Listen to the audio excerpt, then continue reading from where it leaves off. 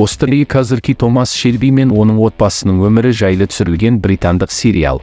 Биылғы жылы сериал өзінің 10 жылдығын, 6 маусымын, 36 эпизодын, бүкіл әлем бойынша миллион жанкүйерін және поп-мәдениетке үлкен әсерін жинады. Алдағы толық метражды фильм туралы жаңалықтарды күтіп жүргенде, кино саласында ойып тұратын орны бар, сериал жайлы талқылайық. 10 жылдық тарихы бар, ОСТРЫЕ КОЗЫРЬКИдің осы уақытқа дейін өзім жинаған топ, елеусіз білмейтін қызықты фактілерді айтатын боламын. Видео басталмай тұрып ескерту, бейнеде қазірдің өзінде маңызды фактілер, сондай-ақ өте сирек кездесетін фактілерді ұсынамыз. Дайын болсаңыз бастаймыз. Көптеген пікірлерге қарамастан, ОСТРЫЕ КОЗЫРЬКИ сериалы шын өмірдегі оқиғаларға негізделмеген. Бирмингемде шынымен де ОСТРЫЕ КОЗЫРЬКИ деп аталатын атышулы банда болған. Бірақ олардың сериялық прототиптерінен айырмашылығы, нағыз банда мүшелері өмірде қарапайым болған. Банда мүшелерін түрмеге жапқан, қаладан қуып жіберген. Шелби отбасы ешқашан өмірде болмаған. Жазушылар мен сериалдың авторы Стивен Найт бастапқыда Бирмингемнен бірнеше рет ОСТРЫЕ КОЗЫРЬКИ туралы оқиғаларды естіп, ақыр соңында сол жайлы кино туынды жасауға бел буды. Нағыз ОСТРЫЕ КОЗЫРЬКИ ешқашан лезбілі қалпақтар қолданбаған. Джейсон Стэтхэмді ОСТРЫЕ КОЗЫРЬКИ сериалынан көруіміз мүмкін еді. Стивен Найт актердің сериалға түскенін қалаған болатын. Бірақ Джейсонның өзі бұндай жанрдағы сериалға түскісі келмепті. Егер Стэтхэм сериалға түсетін болғанда, оған Томас Шелбидің рөлі ұсынылуы мүмкін еді. Стивен Найт ешқашан Киллиан Мерфиді Томас Шелбидің рөлін сомдайды деп күтпеген. Ол актердің экранда осындай қауіпті кейіпкерді көрсететініне күмәнданған екен. Бірақ алғашқы сынақтар оның өте қатты қателескенін дәлелдеді. Сериалдағы бейне үшін Киллиан Мерфи сеанстарынан бас тартуға мәжбүр болды. Түсірілімге дейін актер ет жеген жоқ, бірақ масса жинау үшін ет жеп бастауға тура келді. Пол Андерсон Шелби отбасындағы үлкен ағасының рөлін сомдайды. Күлкілі, бірақ шынайы өмірде Киллиан Мерфи Пол Андерсоннан 2 жасқа үлкен. Сериалдағы Джон мен Майкл, Джо Коул мен Фин Коул шынайы өмірдегі бауырлар. Саламандр рөлін сомдаған Том Харди мен Макартонның рөлін сомдаған Шарлотта Райли шын өмірде ерлі-зайыпты. Фин Шелбидің рөлін сомдаған Гарри Киртон шын мәнінде кәсіби актер емес. Ол ең танымал сериалдардың біріне қабылданбас бұрын, ол бір мектеп қойылымында кездесті. Увижу ту суку на улице, порежу нахрен. Все, ступай. ОСТРЫЕ КОЗЫРЬКИ Киллиан Мерфи мен Том Хардидің басын біріктірген 3-ші проект еді. Сериалдан бұрын олар «Начало» және «Черный рыцарь» фильмдерінде ойнады. Киллиан Мерфи темекі шекпейтін адам, бірақ оның кейіпкері темекі шегетін болғандықтан, реквизит ретінде денсаулыққа зиянсыз шөп қоспасындағы темекіні пайдаланды. Бір маусымда Мерфи 3000-ға жуық темекі шегеді. Яғни 6-шы маусымда актер 18000-ға жуық темекі қолданды. Шелби жанұясының әкесі болып ойнаған Томми Фланган үлкен ұлын сомдаған Пол Андерсоннан 13 жасқа ғана үлкен. Томми сериалда 54-ші жылға дейін кездеспеген темекіні шегеді. Сол жылдары барлық темекі фильтрсіз шығарылған болатын. Сериалда қолданылған композициялар басқа фильмдер мен телехикаяларда кездескен болатын. Соның ішінде секретный материалы, Хеллбой, Крик және тіпті Тупой ищи и тупее. Шынымен саундтрегі ерекше. 2014 жылы Netflix платформасы сериалдың көрсету құқығын сатып алды. Белгілі болғандай, сериал сахналары Бирмингемде емес, Манчестер, Ливерпуль, Ланкашир көшелерінде түсірілген. Менің ойымша сериалда пафос пен театрлылық, слоумо астындағы кейіпкерлердің ұзақ серуендеуі, пафос идеологиясы, әр кадрдағы құбылыстардың қайталанбас көрінісі бар екенін бәрі байқады. Бұл Стивен Найттың сериалдағы қолданатын фишкасы екен. Оның айтуынша ОСТРЫЕ КОЗЫРЬКИдің нақты бандасын осылай көрген. Авторлар көрермендердің сериалдағы ерекшеліктерін балалардың аңғал көздерімен қарауын қалады. Сериалдағы шаш үлгісі бүкіл әлемде танымал болғанына қарамастан, Киллиан Мерфидің өз кейіпкерінің шаш үлгісін жек көреді. Сериалдың көптеген танымал жанкүйерлері бар, мысалға Snoop Dogg, Дэвид Бекхэм және Дэвид Боуи. Бірінші маусымда Джон 24 жаста, Томас 29 жаста, Артур 32 жаста еді.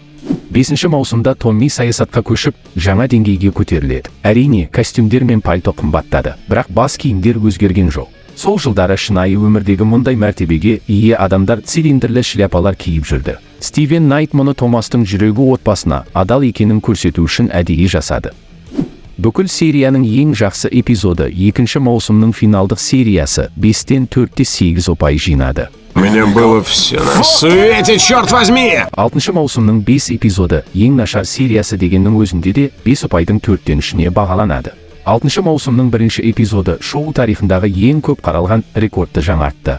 Британиядағы премьера күні ол экрандардан 3 миллион 800 мыңға жуық көрермен жинады. Сериалдың бірінші маусымында Киллиан Мерфи $400 мың жуық табыс тапты. Яғни, әр эпизод үшін ол шамамен 65 мың ақш долларын алды. Бұл Голливуд актерлері үшін оның деңгейі өте қарапайым болды. Әр маусым сайын сериал танымал бола бастады. Бұл сәйкесінше Киллианның жалақысын көтеруі керек еді. Өкінішке орай ол туралы ақпараттар әлі белгісіз. Сериал гангстерлік бағыттан гөрі вестерн бағытына жақын. Стивен Найт драмалық сериалдардың идеялары жобаға қосылып кетпеу үшін көрмеуді жөн көреді. Сериалдағы отты пайдалану тозаққа сілтеме болып табылады. Жобадағы қосымша кейіпкерлер ойдан шығарылған, атап айтсақ, олар Черчилль, Чарли Чаплин, Билли Кимбер, Сабини, Освальд және жұбайы Диана Митфорд пен тамаша Чангты айтамыз. Стивен Найт 4-ші маусымның финалында Альфи Соломонсты сериалдан бір жола алғысы келетінін айтты. Сценарист кейіпкермен әрі қарай не істеу керектігін білмей, сондықтан оны 4-ші маусымда өлтіруге шешім қабылдады. Бірақ Том Харди жобадан кеткісі келмеді. Онымен қоса жанкүйерлер оның кейіпкерін қатты жақсы көрді. Сондықтан 5-ші маусымда өлімге әкелетін жарақат күтпеген жерден Том Хардиді аман сақтап қалды.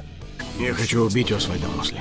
Надеюсь, с ним у тебя получится лучше, чем со мной. Том Харди сериалдағы түсірілім алдында да Киллиан Мерфимен жақсы дос болды. Бірақ жобада Том Харди Пол Мандерсонмен жақын дос болып, кейінірек олар Легенда, Выживший фильмдерінде бірге ойнады.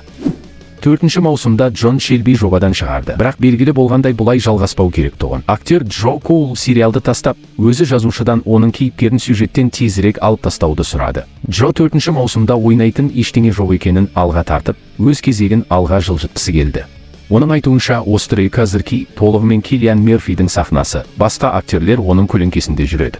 Речь идет о нью-йоркской мафии, а мы острые козырьки нахрен. Сверхъестественный сериалының 14-ші маусымында Дин Винчестер костюм шалбар, пальто және 8 қырлы қалпақ киген. Дженсен Эклздың өзі дәл осындай киімді таңдаған болатын. Ол ОСТРЫЕ КОЗЫРЬКИ сериалын өте жақсы көретінін айтты. Сериал негізінде 2020 жылы ОСТРЫЕ КОЗЫРЬКИ атты ойын шықты. Бұл ойынды қатты жұмыс сынға ұшырады. Жалпы ойынды жанкүйерлер 10 жылы қабылдаған жоқ.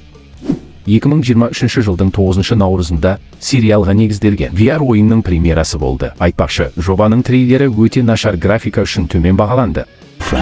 Бір қызығы, көптеген көрермендер ОСТРЫЕ КОЗЫРЬКИ бригада сериясына өте ұқсас екенін байқады. Ну ты махнул, красивый. Кейіпкерлердің мінез-құлқы, сюжет, сериалдың жанрлары деген секілді.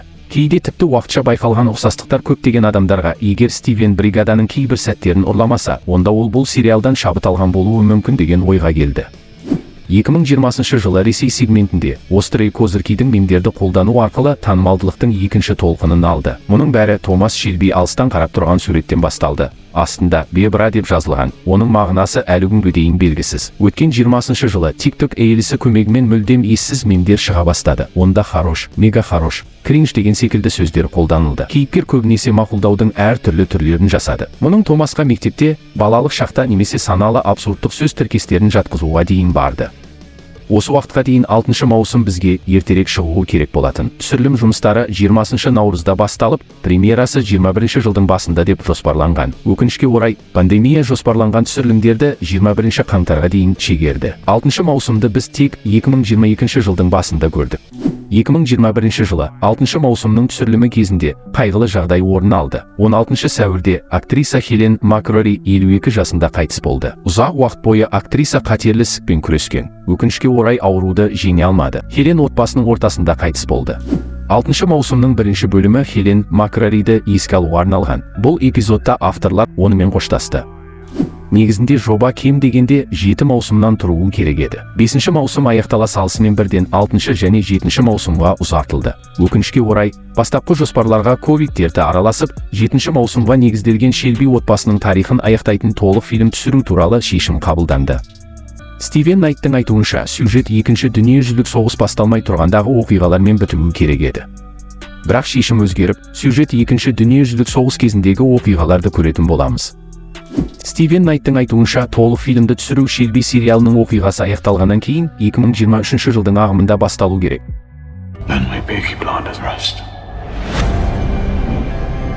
Осымен видеомыз аяқталды. Лайк басып каналға жазылуды ұмытпаймыз. Сериал жайлы мен айтпаған қандай қызықты ақпараттарды білесіз, астына жаза кетіңіз. Келесі видеода кездескенше.